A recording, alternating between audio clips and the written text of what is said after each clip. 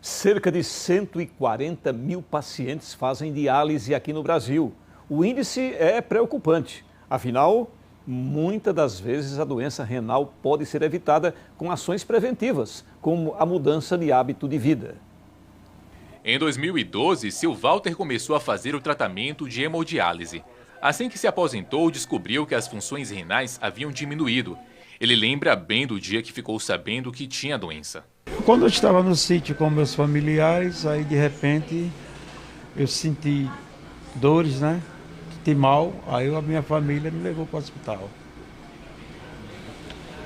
Aí de lá, os médicos fizeram o exame, foi constatado que tinha sido gente, que tinham parado.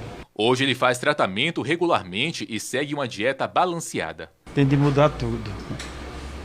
Porque o tratamento a pessoa não vai fazer o que fazia antes, né? E me sinto atualmente, lá para cá, melhorei bastante e me sinto bem.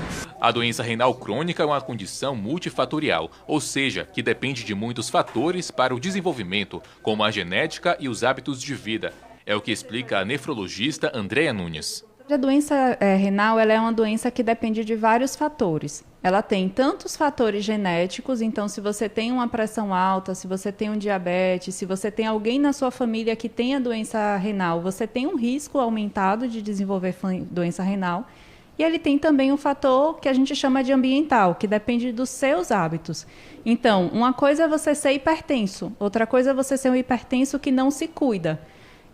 Se você usa muitos remédios proibidos, por exemplo, se você usa muito anti-inflamatório, ele também aumenta o risco de doença renal. Se você é obeso, se você bebe demais, se você fuma, tudo isso são componentes do seu hábito de vida que podem ajudar a desenvolver doença renal. Os sintomas da doença são enjoo, vômitos, inchaço, fraqueza, falta de apetite e alteração na urina. E geralmente costumam aparecer tardiamente, quando mais de 70% dos rins já estão comprometidos. Na maioria das pessoas ele não dá sintoma. Então, 10% da população mundial tem alguma alteração de funcionamento renal. Desses 10% da população, uma minoria sabe que tem. Enquanto a pessoa tem até uns 40%, 30% de rim funcionando, não costuma ter sintoma.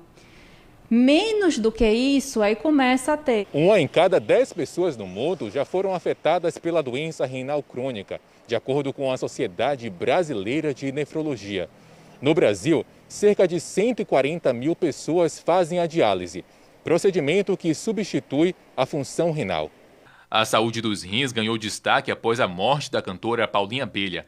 O laudo divulgado pela assessoria jurídica da banda Calcinha Preta revelou que a cantora possuía lesões graves nos rins. O resultado da biópsia renal mostra uma necrose tubular aguda acentuada, o que teria provocado a insuficiência renal.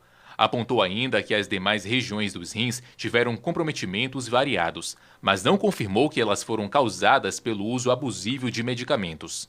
De acordo com a nefrologista, o tratamento da doença renal crônica é feito pelo controle alimentar e uso adequado de medicações. Mas a melhor arma contra a doença ainda é a prevenção. Ir adequadamente ao médico, então em estágios iniciais pode mesmo ser o clínico geral, em estágios mais avançados e o nefrologista. Essa pessoa, principalmente nas fases iniciais de doença, ela deve beber água de forma adequada, pelo menos 30 ml por quilo de água. Ela deve comer menos sal, mesmo que não seja hipertensa. Deve controlar a quantidade de açúcar da alimentação, aumentar fruta, aumentar verdura, fazer atividade física e tirar do uso diário todos os remédios e todas as coisas que possam fazer mal para o rim. Como a doença renal depende do todo, depende do hábito de vida da pessoa, a gente sempre aconselha um acompanhamento conjunto com a nutricionista também, para que possa fazer uma dieta adequada para essa pessoa que tem alteração renal.